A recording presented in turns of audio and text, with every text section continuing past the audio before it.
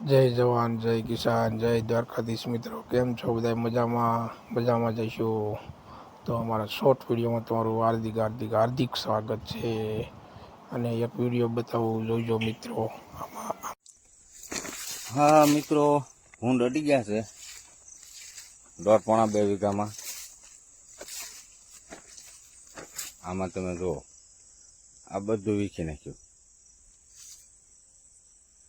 અને એ બિચારા ક્યાં જાય? ભૂખ લાગે એટલે માણા તો ગમે જીવ કોઈ પણ હોય, માણા હોય કે જીવ હોય, ખાવા તો જવાના છે. કે આમાં આપણે ઝટકા મશીન પણ મૂકેલું છે. આમાં સીધા ઓળે જ ચડી ગયેલા છે. એટલે 1.5 વીઘાની પથારી ફેરવી નાખી છે. પણ આ ખેડૂને ન્યા નહીં જાય તો કાંઈ બિચારા ક્યાં જાહે? આ કાંઈ થોડા બંગલામાં કોઈને ખાવા જાહે? અને ઈશ્વરે આપણને આપ્યું એ બધું કાંઈ આપણા બાપનું નથી હોતું.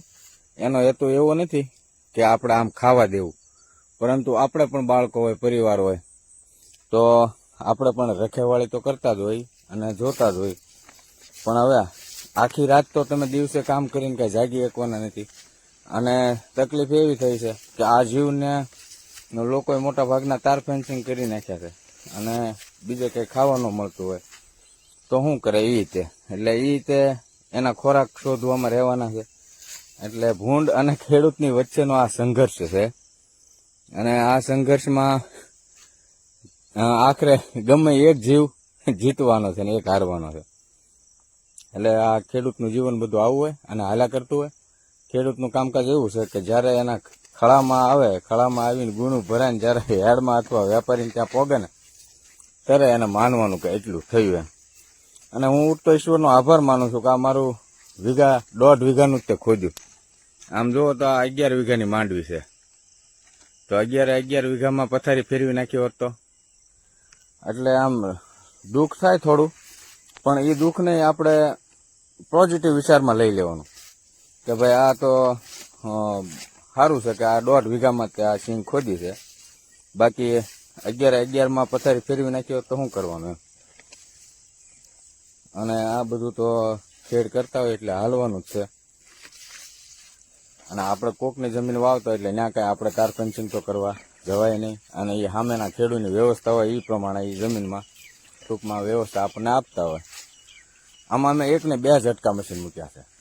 આ 7 વીઘાની પાટડી છે ને ઊભી, તો એમાં 2 છેડે 1 ઝટકા મશીન મૂકેલા છે. 3 તાર બાંધેલા છે. પણ એ છતાં જીવ ભૂખ્યો થાય તો ક્યાં જાય? ખેડૂતની સિવાય બીજે ક્યાં જવાનો? આ કોઈ બંગલાવાળાને ઘેર ન્યા જઈને ફળિયામાં કોઈ ઝાડવાત ખોદવાનો નથી. એને ખબર છે અહીંયા મારો ખોરાક છે તો ત્યાં જ જવાનો છે. એટલે જીવનમાં આવું હાંસેલ ને ખોટનો હિસાબ તો ખેડૂને હાલતો જ હોય. પણ આનાથી પરાસ્ત ના થવાનું હોય. અને આપણે આપણી મહેનત કરતી રહેવાની હોય, પ્રયત્નો કરતા રહેવાના હોય. આપણો તો એક જ હેતુ હોય કે આપણો પાક સારી રીતે પાકે અને ખોટા જનાવરો નુકસાન ન કરે. પરંતુ આ એક જીવન સૃષ્ટિ છે અને જીવન સૃષ્ટિનું ચક્ર એક જોઈને તો હવે ખોરવાતું જાય છે.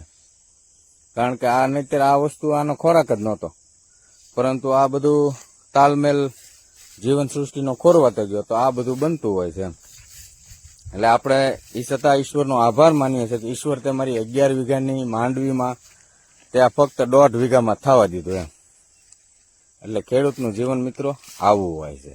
અને આનાથી ખેડૂત કોઈ દિવસ મૂંઝાતો નથી. જે થાય એ જોઈએ જાય. જય જવાન, જય કિસાન, જય ગૌ માતા, જય ધરતી માતા.